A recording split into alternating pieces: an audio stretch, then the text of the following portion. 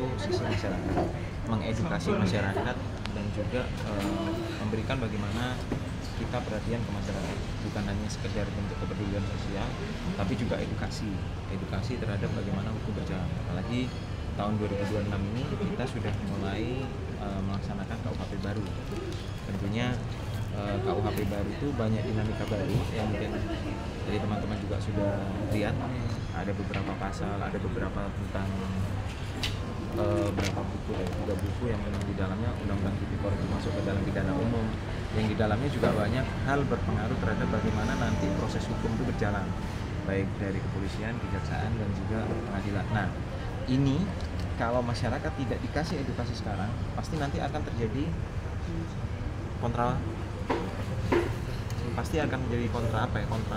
sosial di masyarakat terkait penegakan hukum baru. Pasti orang kan bicara kami nggak tahu. Nah, sedangkan ini sudah diundangkan semenjak tahun 2023.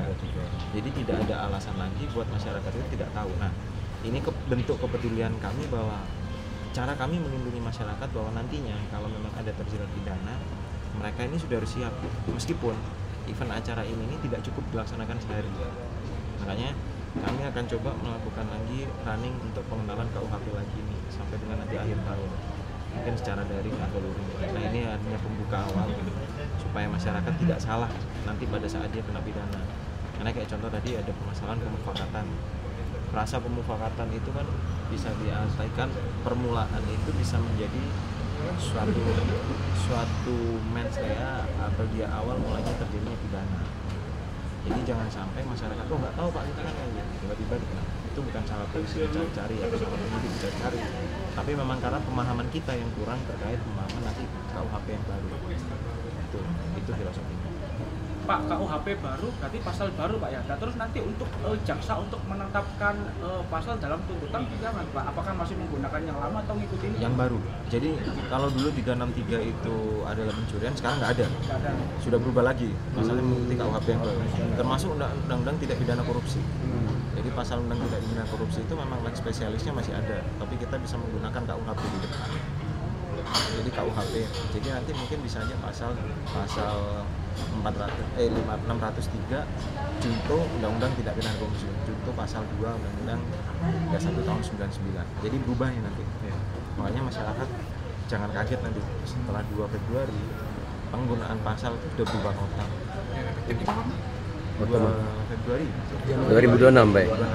Pak, tadi mengutip dari Widya Wicara tadi Pak, bukan lagi perkara pokok Pak. Ini saya ke tema FGD-nya sendiri, perkara di luar pengadilan Pak ya, penyelesaian polo dakset dan polo demani. Iya, Pak. kalau FGD-nya artinya itu seperti ini Pak ya. Contohnya yang temuan ada tindak pidana korupsi yang di bawah 5 tahun, ada sepertinya contohnya itu seperti pengembalian aset itu Pak, bukan? Iya, jadi kami itu dari kejaksaan ada dua session. Session yang pertama memang dialog hukum terkait masalah Undang-Undang Nomor 1. Yang kedua, kami dari teknis sendiri, dari teman-teman kejaksaan, saya bekali terkait FGD. Masalah penyelesaian perkara pidana di luar pengadilan dengan melakukan pendekatan volume aset demani. Ya. Jadi itu mungkin relevan dengan apa yang mungkin terjadi di Belitung. Dan itu juga memang menjadi fokus kita tema nasional bahwa untuk pengembalian aset itu lebih diutamakan daripada pemidanaan.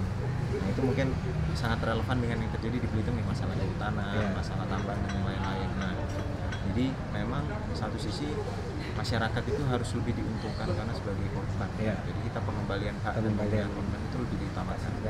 Iya. Tapi tindak proses hukumnya tetap jadi dalam sisi proses hukum ini tetap kita jalankan, tapi cuma tidak secara menyeluruh yang memang mereka bagian secara kewenangan memang bisa mereka dengan sadar menyerahkan dan yang lain-lain, yaitu kita tetap lakukan seperti apa ya, pendekatan di luar pengadilan. Contohnya yang desa kemarin. Ya, tapi kalau seandainya memang seperti perkara yang sudah jalan ya, PKH dan yang lain-lain itu tetap dijalankan. Jadi penyitaan aset itu lebih diutamakan daripada pemidanaannya. Iya. Itu. Izin Pak, jadi terkait Undang-Undang Nomor 1 Tahun 2003 tentang KUH, Kitab Undang-Undang Hukum Pidana Nasional ini, otomatis tadi apa kata Bapak, per Februari 2006 udah berubah yang pasal-pasal kita sebutkan tadi, seperti beda, berubah benar, jadi angkanya pun udah ada beda. Udah beda semua itu. Oh, siap. Apakah ini termasuk juga yang RG itu Pak, kasus hukum yang bisa dimediasikan, maksudnya restoratif justice gitu? Iya, apa enggak? Apa masuk dalam KUHP? Masuk. Jadi pendekatan restoratif justice itu semuanya sudah dalam satu linear di dalam nanti di KUHP ya. Iya. Yang baru ini akan muncul tata cara termasuk pengaturan RG semua itu ada di sana. Jadi kita RG itu penamaan tetap KUHP nasional, Pak ya? Iya, KUHP kan lagi digodok nih. Iya. KUHP itu tahun depan harusnya pada saat mengirimi KUHP-nya jalan, dia diimbangin KUHP. Siap. Sekarang KUHP-nya masih dalam proses. Oke, siap. Oke. Terima kasih Pak.